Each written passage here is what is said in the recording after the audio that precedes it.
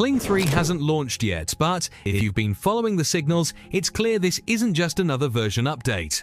Kling 3 is shaping up to be a shift toward production-ready AI video, with stronger consistency, longer clips, better physics, and a more unified end-to-end workflow.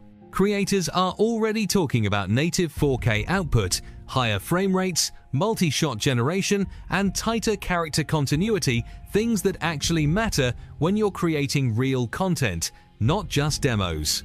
And the interesting part? You can already see many of these foundations forming inside Higsfield, where current Kling models, motion control, and Omni workflows are live today.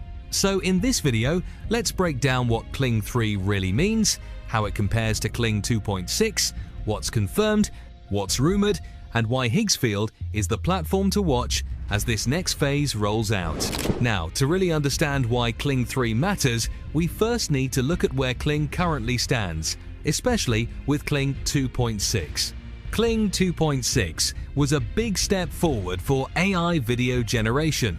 It brought strong visual realism, cinematic shots, and even native audio generation, which solved a huge pain point creators had with lip sync and ambient sound.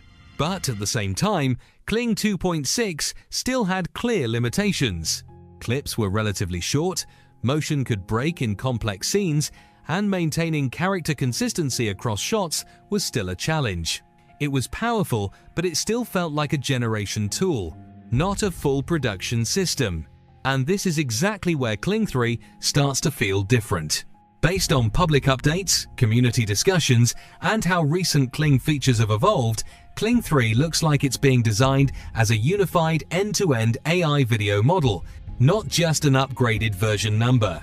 One of the strongest signals is the move toward workflow unification.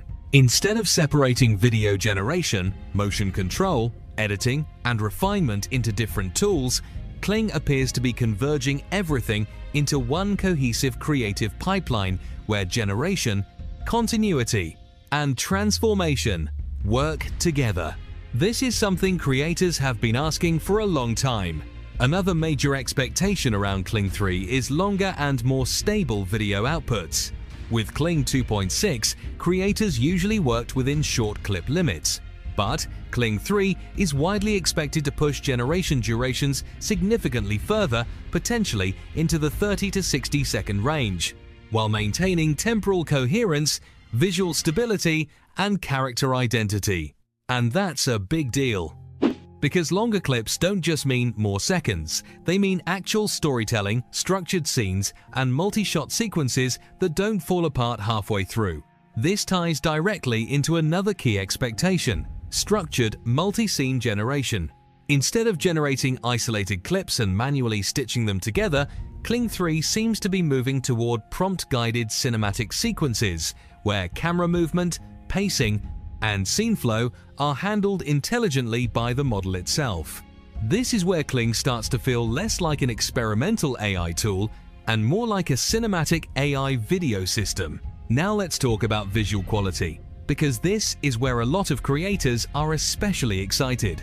While Kling 2.6 currently caps output at 1080p, Kling 3 is expected to introduce native 4K video generation, potentially with higher frame rates like 60 frames per second. If this happens, it would push AI video far beyond social media clips and into professional use cases, advertising, branded content, storytelling, and even broadcast quality workflows. Another area where Kling 3 is expected to improve massively is physics and character interaction. Current AI video models often struggle with things like hands touching objects, characters interacting with each other, cloth simulation, close physical contact without visual glitches. Signals suggest Kling 3 is specifically addressing these issues, aiming for more believable motion, better object handling, and cleaner interactions, even in complex scenes. And again, this isn't random speculation. Recent updates like motion control and Omni-style reasoning already show Kling moving toward better understanding of scene context, continuity, and physical logic, which strongly points to these improvements becoming more refined in Kling 3.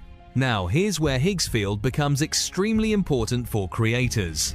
Right now, Higsfield already provides access to current Kling models, including Kling 2.6, Kling Omni, and Motion Control features all inside a creator-friendly workflow.